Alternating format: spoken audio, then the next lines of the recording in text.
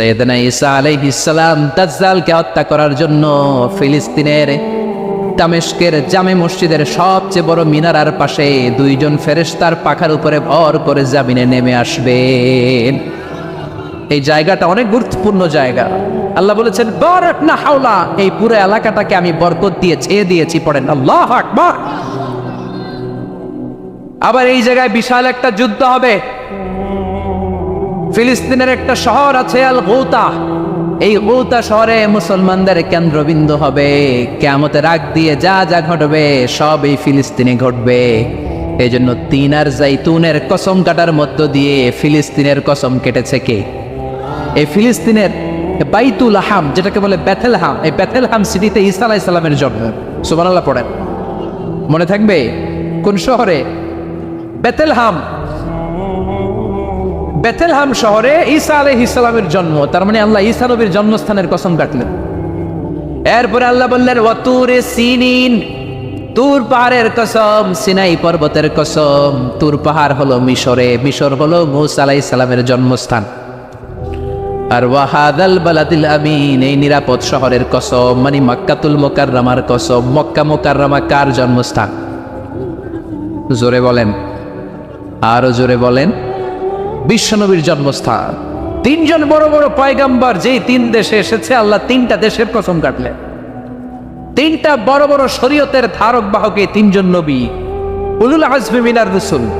এজন্য আল্লাহ বললেন ওয়াত্তিনি ওয়াজ-যাইতুনি ওয়া তুরি সিনিন ওয়া হাযাল বালাদিল আমিন।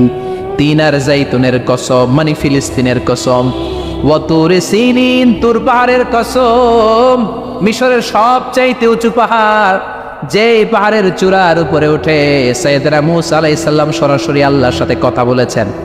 ওয়া কাল্লামাল্লাহু মূসা তাকলিমা, সরাসরি without any media, without any via সাইয়েদনা মূসা আলাইহিস সালাম আল্লাহর সাথে কথা বলতেন। পৃথিবীতে চারটা আসমানি কিতাব সবচাইতে সেরা।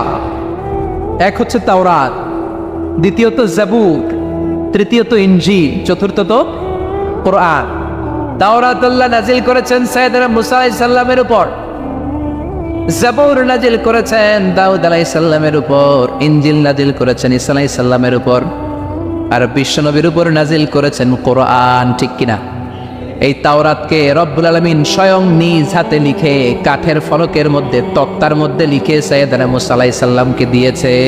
সুবহানাল্লাহ। এটাকে আরবিতে বলে আলওয়াহ। লাউহের প্লুরাল হচ্ছে আলওয়াহ। কাঠের তক্তার মধ্যে আল্লাহ নিজে তাওরাত লিখেছেন। কিসের মধ্যে লিখছেন?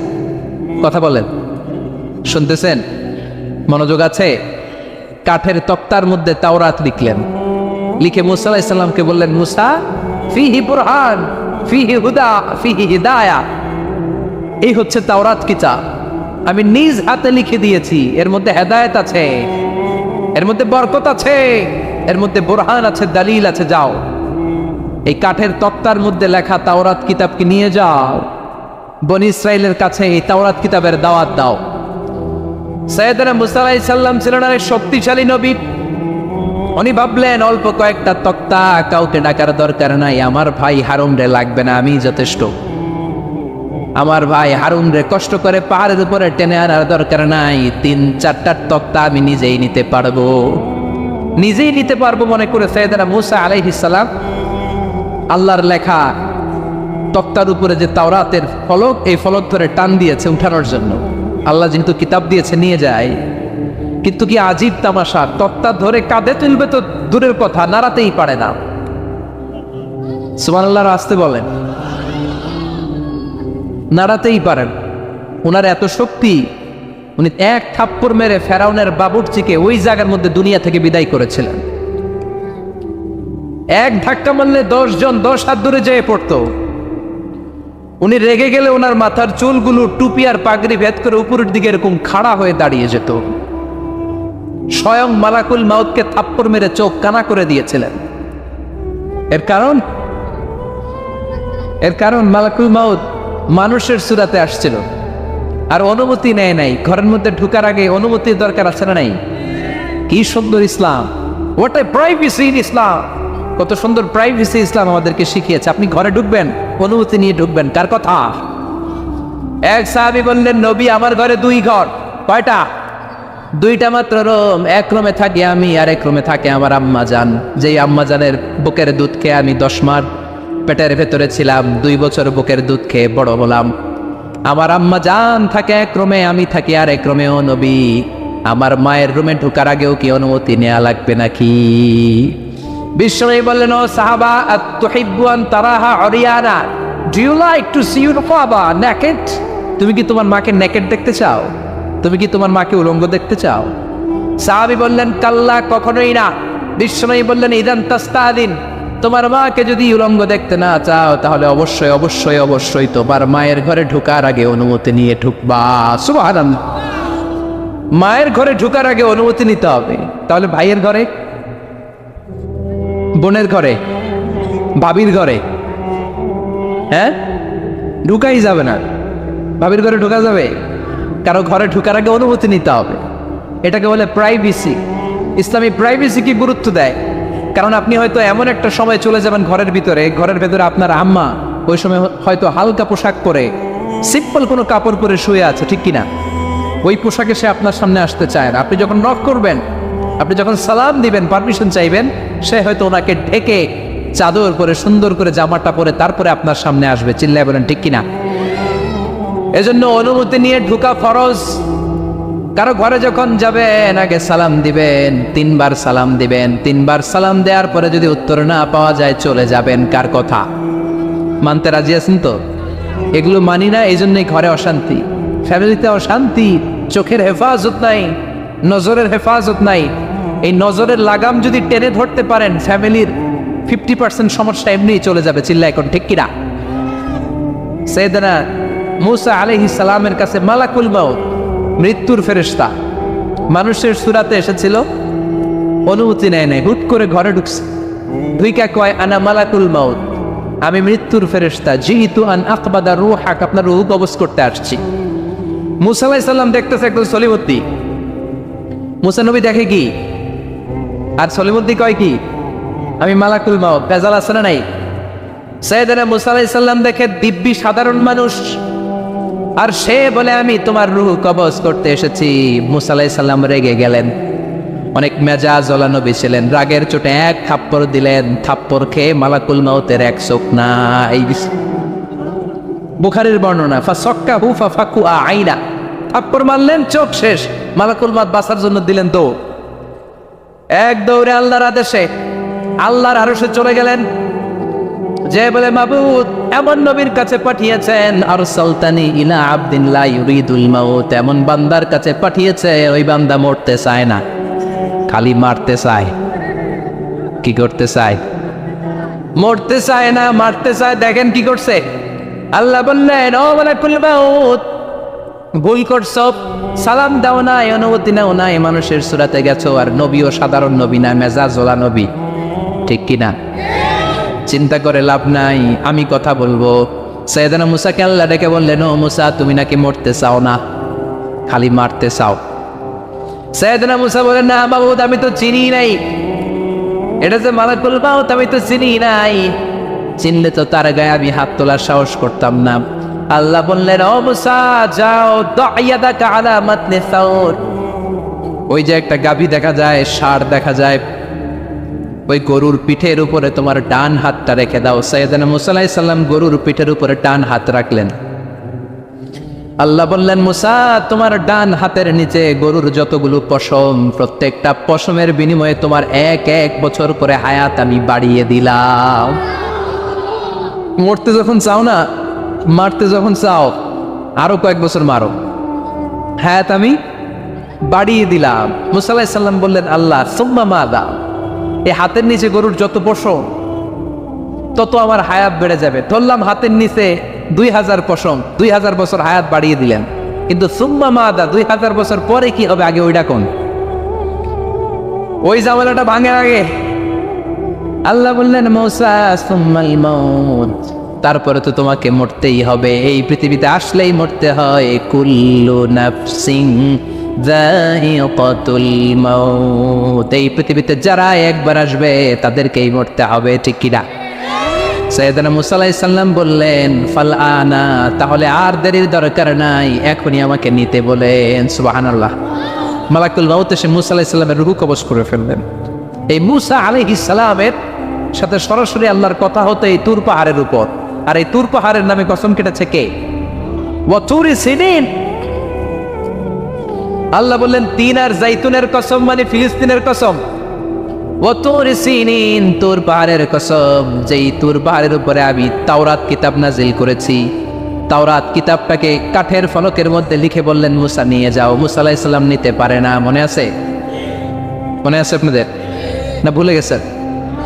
মুসা আলাইহিস সালাম ধরলেন, নাড়াতে পারেন না, আর কাঁধে তুলবে তো দূরের কথা, নাড়াতেই তো পারেন।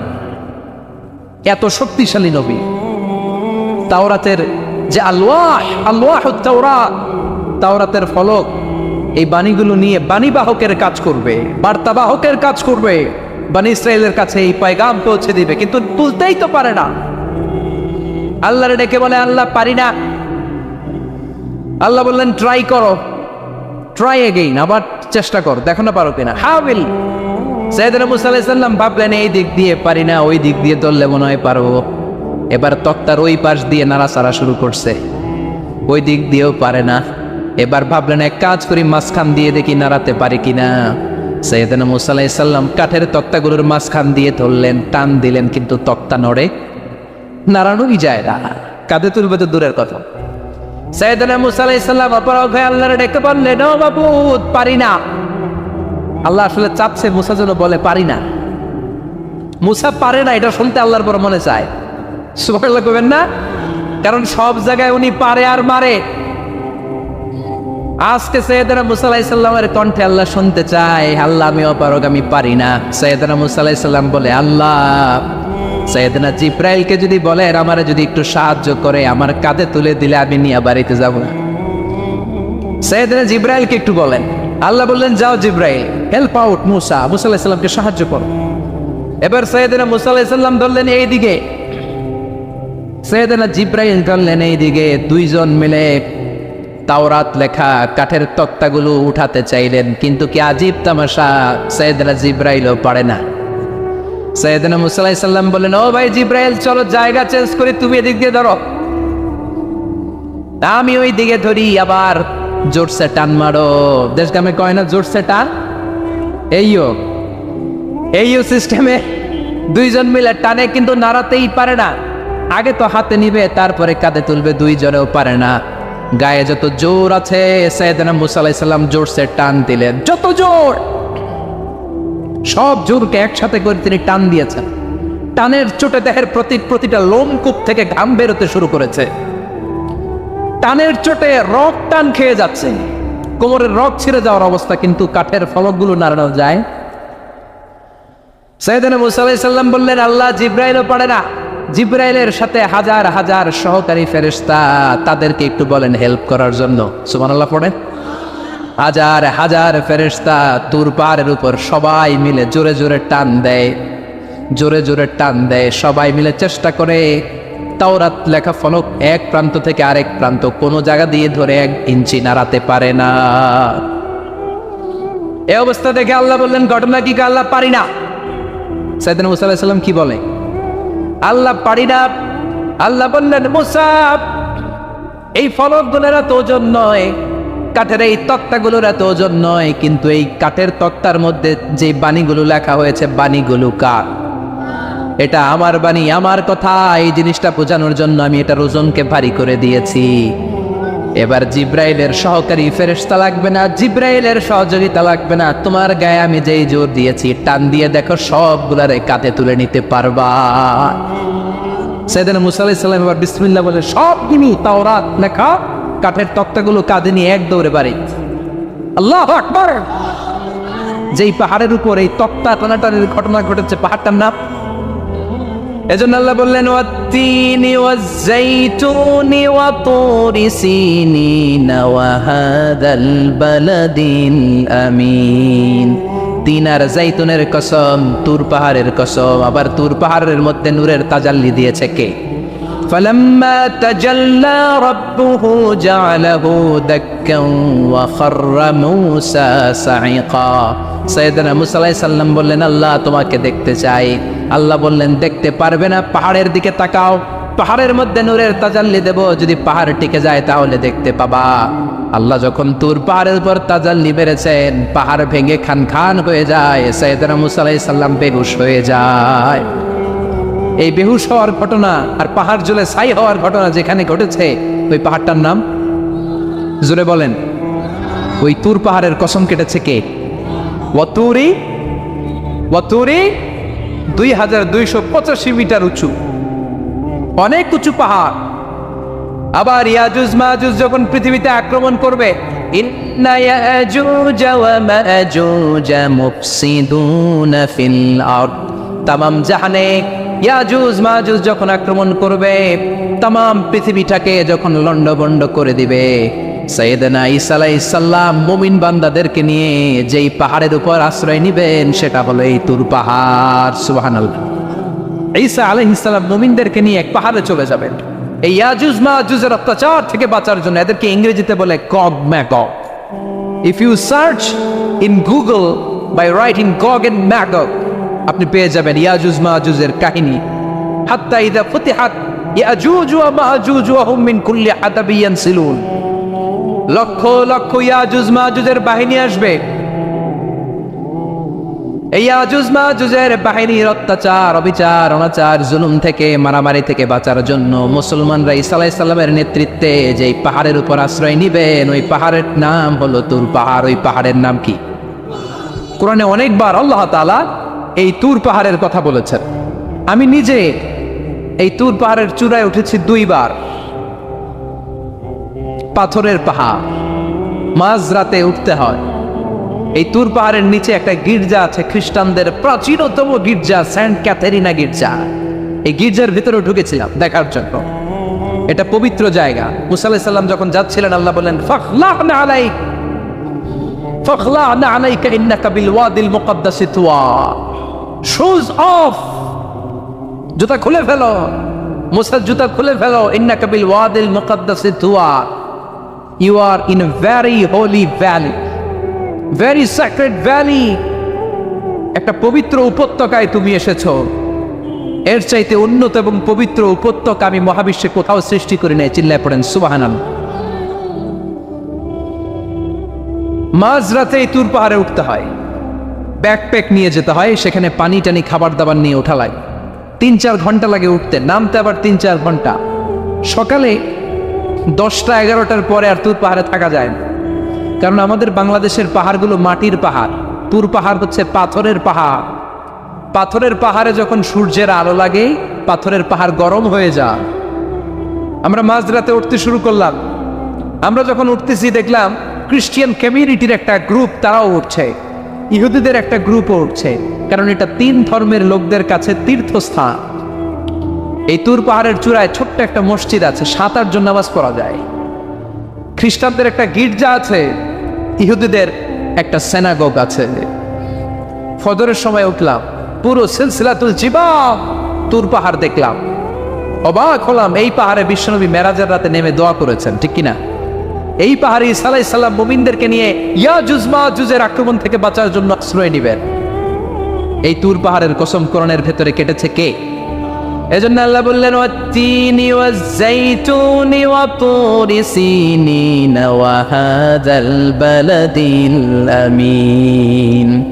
তিন আর যাইতুনের কসম, ওই মিশরের তুর পাহাড়ের কসম, ওয়া হাযাল বালাদিল আমিন, এই নিরাপদ শহরের কসম। শহরটার নাম কি? কি নাম? এই নিরাপদ শহর দ্বারা আল্লাহ বুঝিয়েছে মক্কা না ফিলিস্তিন না, ফিলিস্তিন হচ্ছে প্রথমটা, কিন্তু হাযাল বালাদিল আমিন, এই নিরাপদ শহর দিয়ে আল্লাহ বুঝিয়েছেন মক্কা শহরকে। চিৎকার করে বলবেন কোন শহর? মক্কা শহর। এই মক্কা শহরের আগের নাম বাক্কা। মক্কার আগের নাম কি? জোরে বলেন, আরো জোরে।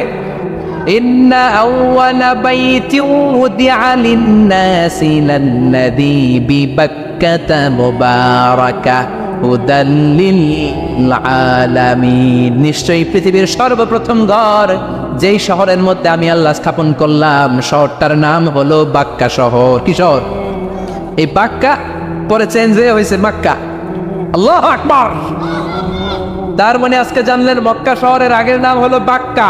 আগের নাম কি? মক্কা শহরে অনেক হোটেল আছে, ওই হোটেলের নাম ফুন্দুক বাক্কা। দেখছেন?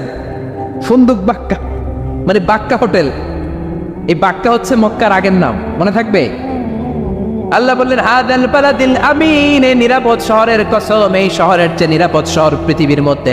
ইউসাউইরুকুম ফিল আরহামি কাইফা ইয়াশা লা ইলাহা ইল্লা হুয়াল আজিজুল হাকিম। তিনি হলেন এমন সত্তা যিনি মায়ের পেটে থাকা অবস্থায় তোমাদের চেহারার ডিজাইন করে দিয়েছে। চিল্লায়া বলেন সুবহানাল্লাহ। তাহলে চারটা কসম কেটে আল্লাহ যে দামি কথাটা বললেন, লাকাদ খালাকনাল ইনসানা ফি আহসানি তাকওয়িম, সুন্দর আকৃতিতে তৈরি করেছি। এজন্য সুন্দর চেহারাটা নিয়ে যখন আয়নার সামনে দাঁড়াবেন, তখন আপনি আয়নার দোয়া পড়বেন আল্লাহুম্মা হাসসানতা খালকি ফাহসিন খুলুকি।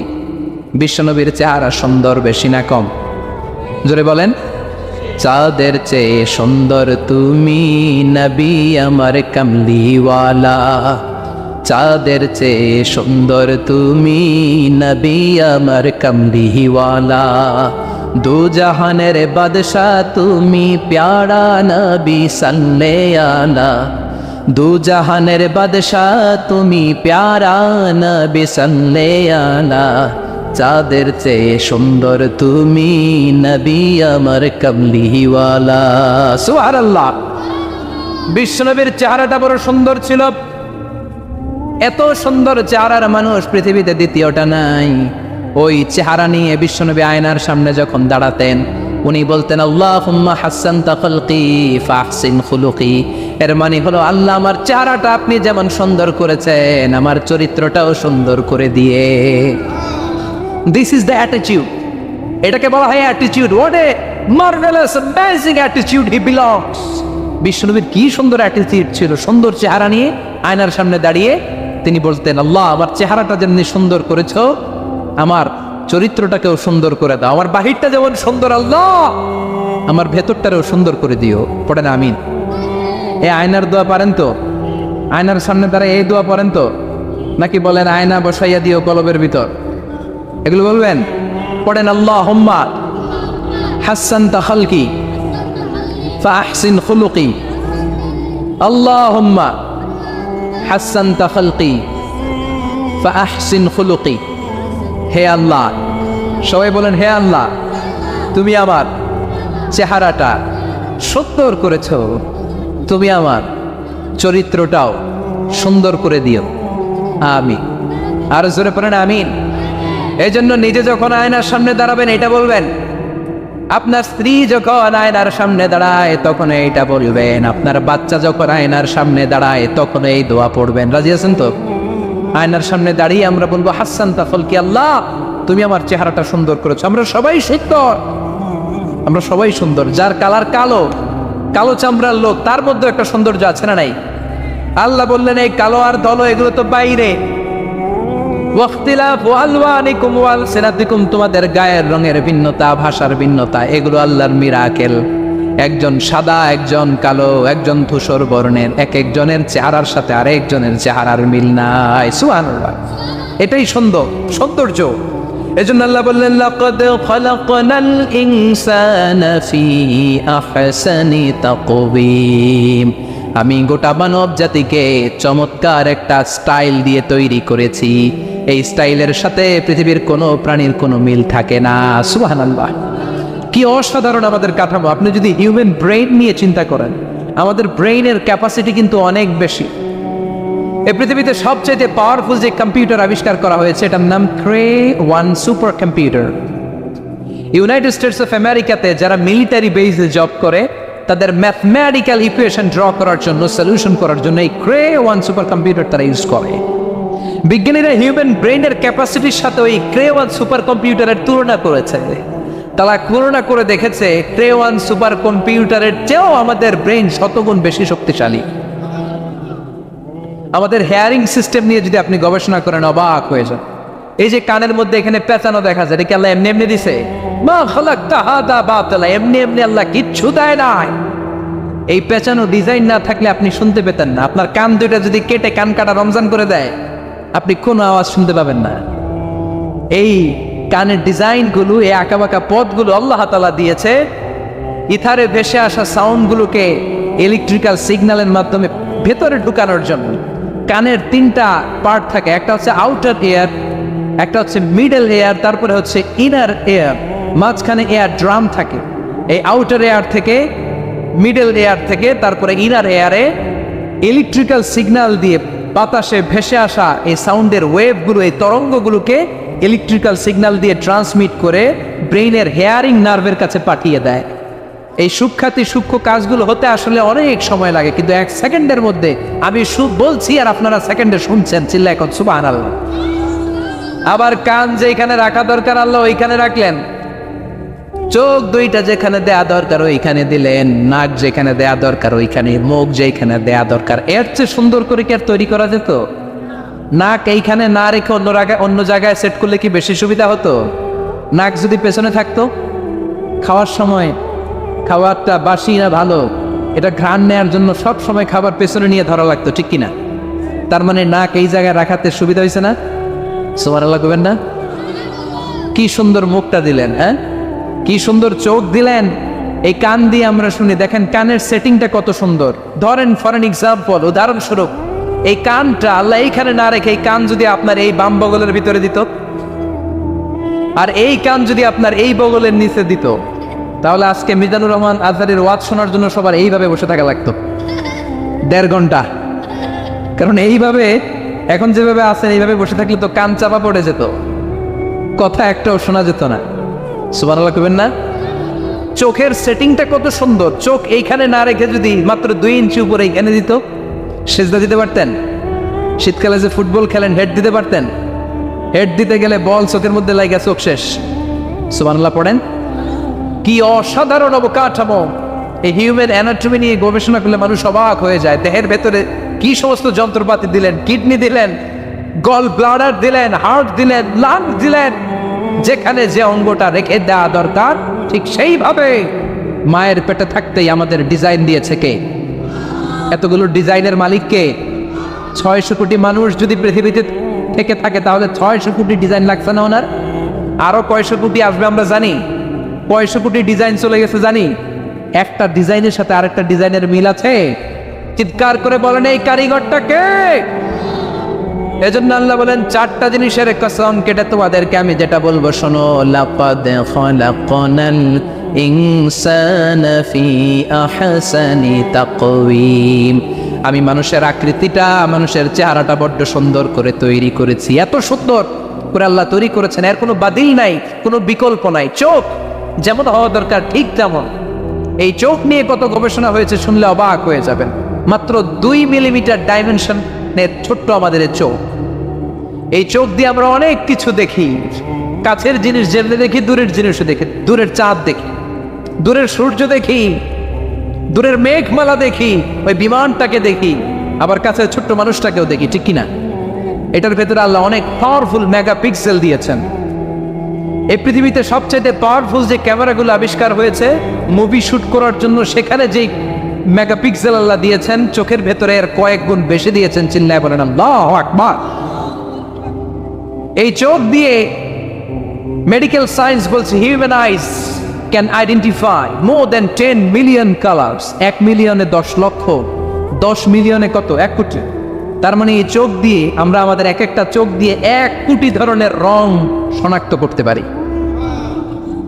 এক লাল রঙের মধ্যে কত লাল, লাইট রেড, ডিপ রেড, কত ধরনের মিক্স করে কত কালার হয়, সবকিছু চোখ দিয়ে আমরা ধরতে পারি। চিল্লায় বলেন আল্লাহু আকবার।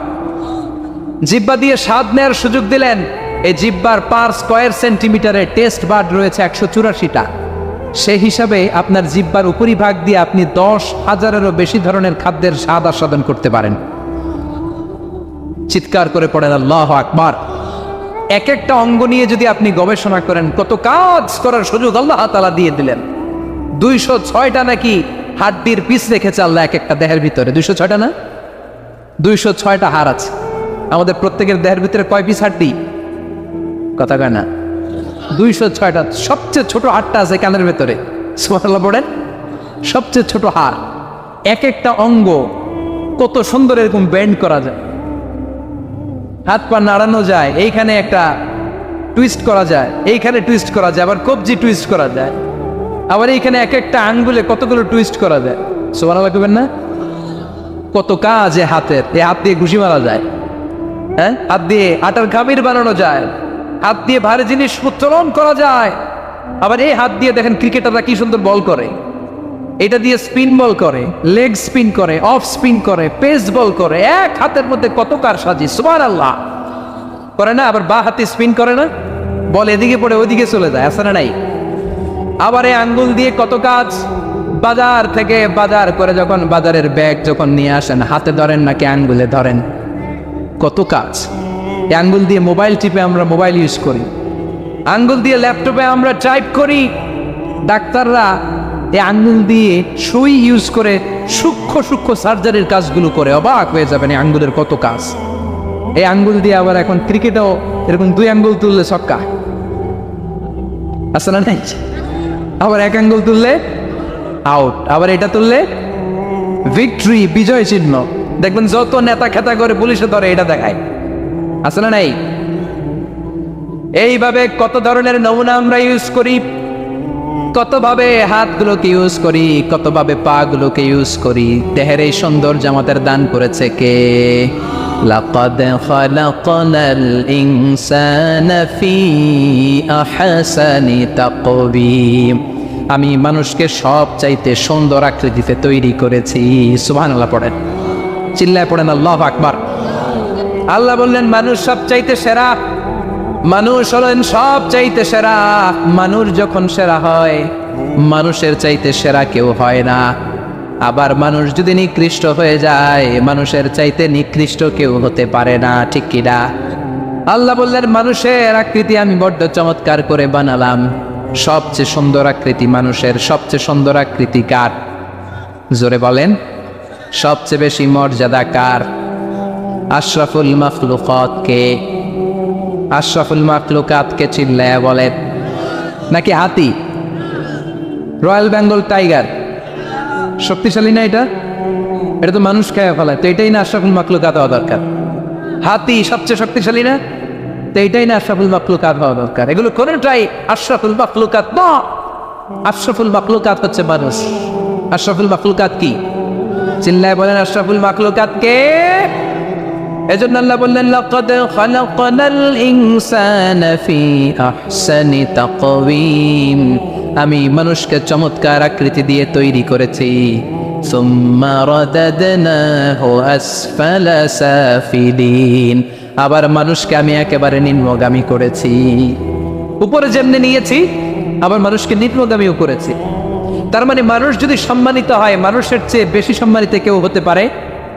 মানুষ যদি সম্মানিত হয়, মানুষের চেয়ে সম্মানিত হওয়ার সুযোগ কারো আছে? দলিল কি? দলিল হচ্ছে বিশ্বনবী যখন মেরাজে যাচ্ছিলেন, একটা সার্টেন লেভেল, যে একটা নির্দিষ্ট জায়গায় যে সাইয়েদনা জিব্রাইল বললেন ইয়া রাসূলুল্লাহ আমি আর উপরে যেতে পারবো না, আমার খেলা এই জায়গায় শেষ, নবী আপনার খেলা এখন শুরু। সুবহানাল্লাহ। ও নবী, এই জায়গার নাম সিদরাতুল মুনতাহা, এটা সীমান্ত বৃক্ষ, এটা হচ্ছে বর্ডার এরিয়া। কি এরিয়া? এটা হলো বর্ডার এরিয়া, এখানে আমার খেলা শেষ। আজীবন আমি এই জায়গায় এসে কান পেতে আল্লাহর অর্ডার শুনেছি, আর ওই অর্ডার তামিল করার জন্য দুনিয়াতে নেমেছি। আমি জিব্রাইলের উপরে যদি 1 ইঞ্চি উপরে ওঠার চেষ্টা করি, আমার শত শত পাখাগুলোকে জ্বালিয়ে ছাই করে দিবে কে? সাইয়েদনা জিব্রাইল আর উপরে যেতে পারে নাই। যেখানে সাইয়েদনা জিব্রাইলের খেলা শেষ, ওইখানে বিশ্বনবীর খেলা শুরু হয়েছিল। কোন সুবহানাল্লাহ। তার মানে মানুষ যখন উপরে ওঠে, এত উপরে উঠে যায়, ফেরেশতাদেরকেও হার মানিয়ে ফেরেশতাদের উপরে চলে যায়। আবার মানুষ যখন নিচে নামতে শুরু করে, শয়তানকেও হার মানিয়ে নিচে চলে যায়, ঠিক কিনা? তার মানে হাইয়ার হলে সব দিক দিয়ে হাইয়ার। হাইয়েস্ট তো অল ক্রাইটেরিয়াতে সে হাইয়েস্ট, লোয়েস্ট তো অল ক্রাইটেরিয়াতে সে লোয়েস্ট। মানুষ ভালো হলে এর চেয়ে ভালো আর হয় না, মানুষ খারাপ হলে তার চাইতে খারাপ আর হয় না।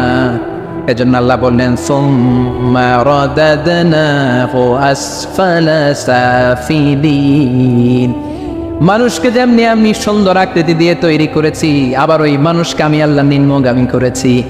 যেটা উপরে ওঠে ওইটা আবার নিচেও নামা লাগে, ঠিক কিনা? নিরাশ হবেন না, হতাশ হবেন না, হাল ছাড়বেন না, ভরসা রাখুন কার উপর? মনে থাকবে এই সূরার সেন্ট্রাল থিম বা সাবজেক্ট ম্যাটার, কেন্দ্রীয় আলোচ্য বিষয় হচ্ছে নিরাশ হওয়া যাবে না, হতাশ হওয়া যাবে না, হাল ছেড়ে দেওয়া যাবে না, ভরসা রাখতে হবে কার উপর? এজন্য আল্লাহ আলোর কথা বলেছেন। সুবহানাল্লাহ পড়েন। এই সূরা নাজিলের একটা ব্যাকগ্রাউন্ড আছে, শুনবেন? কোন প্রেক্ষাপটে নাজিল হলো শুনবেন? এই সূরাটা হচ্ছে সূরাতুদ দুহা, হচ্ছে মাক্কি সূরা। কি সূরা? সবাই কোন? মাক্কি সূরা, এবং মাক্কি যুগের একেবারে শুরুর দিকে নাজিল হওয়া সূরা। বিশ্বনবীর কাছে কোরআনের শুরুর দিকে যে সমস্ত আয়াত নাজিল হয়েছে বিশ্বনবী প্রচার করেছেন, কারণ আল্লাহ বলেছেন বাল্লিগ মা উনজিলা ইলাইক, নবী আপনার কাছে আমি যা নাজিল করেছি প্রচার করে দেন, প্রচার করে দেন। তো যাই নাজিল হতো বিশ্বনবী প্রচার করে দিত।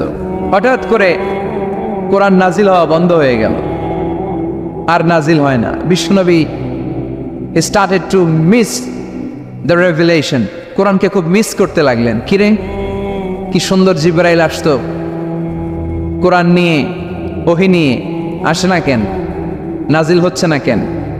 এখন বিশ্বনবী কোরআন পেলে কোরআন প্রচার করত, কোরআনের আয়াতগুলো সবার সাথে শেয়ার করত। এখন নাজিল হয় না, শেয়ারও করতে পারে, প্রচারও করতে পারে, প্রচার কার্যক্রম বন্ধ। কাফেরদের মধ্যে গুনগুন শুরু হয়ে গেল, মুহাম্মদ তোর রব তোরে ভুলে গেছে। নাউজুবিল্লাহ কইবেন না? তোমার রব তোমারে ভুলে গেছে, তোমার আল্লাহ তোমার উপর অসন্তুষ্ট হয়েছে। কোনো বর্ণনায় এসেছে 15 দিন, কোনো বর্ণনায় 1 মাস, কোনো বর্ণনায় 3 মাস, কোনো বর্ণনায় 6 মাস ওহী নাজিল বন্ধ ছিল। বিষ্ণুনবী ওহীকে মিস করতে লাগলেন। ঘটনা কি? ওহী নাজিল হয় না কেন? আমি এখন কি প্রচার করব? বিশ্বনবী আর কিছুই প্রচার করতে পারছেন না, নাজিলও হয় না, উনিও প্রচার করতে পারেন না, কারণ বিশ্বনবী তো মন গড়া কিছু বলেন না। বলেন ওয়ামা ইয়ানতিকু আনিল হাওয়া ইন হুয়া ইল্লা ওয়াহয়ু ইউহা। আল্লাহর ওহী আসলে বিশ্বনবী বলে, তা না হলে বিশ্বনবী বলে?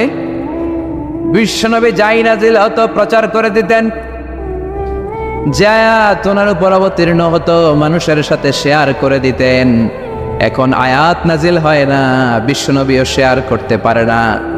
সাহাবারা বলল বিশ্বনবী আয়াত নাজিল হয় না কেন? বিশ্বনবী বলে আমি কিছু জানি না। কাফির মুশরিক মহলে গুনগুনানি শুরু হয়ে যায়। ঘটনা কি?